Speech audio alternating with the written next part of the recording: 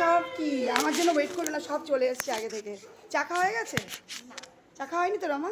আমার জন্য ওয়েট করছিস, ঠিক আছে।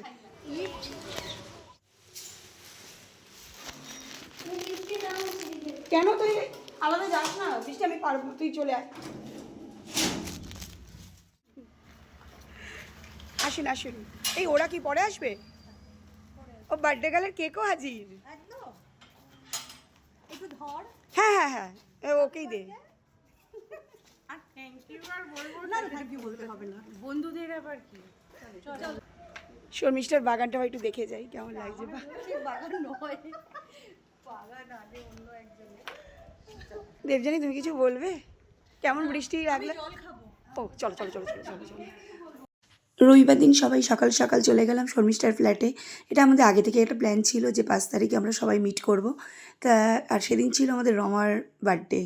আর ওয়েদারটা ছিল দারুণ একদম। সকাল থেকে তো বৃষ্টি, সকাল কি বলছি, আগের দিন থেকেই বৃষ্টি শুরু হয়েছে। আর আকাশ তো একদম মেঘে ছেয়ে রয়েছে।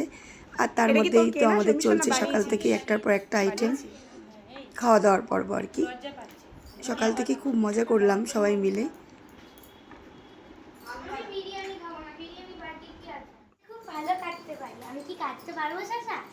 কাটবি? হ্যাঁ। হাত কাটবি না তো? না। শশাই কাটবি তো? হ্যাঁ। আচ্ছা। আমার খুব ভালো হয়। আমার জয়া, এই তো পেঁয়াজ এখনো হয়নি। আর তোর এই দইটা একটু দেখা না, কি সুন্দর ঘরে পেতেছিস দইটা, বললি আমাকে। আমি ঘরে পাতিনি, ওটা ওখানে অর্ডার দিয়ে আনতে হয়। আচ্ছা, রায়তা হবে, এটা শশা আর চাট মশলা, গোলমরিচের গুঁড়ো, বিট লবণ। দইটা তো খুব আর সুন্দর হয়েছে, দইটা একটু দেখা না একটু। দইটা খুলতে হবে একটু। সব কিছুই মোটামুটি রেডি ছিল। আর এদিক দিয়ে শর্মিষ্ঠা একটু রায়তাটা তৈরি করে নিল, কারণ ওটা রেডি করে রেখে একটু ফ্রিজে রাখলে ভালো লাগবে খাওয়ার সময়।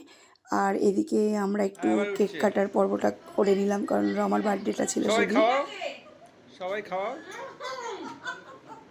এটা দুবার করে এই এটা ফটো তোলো।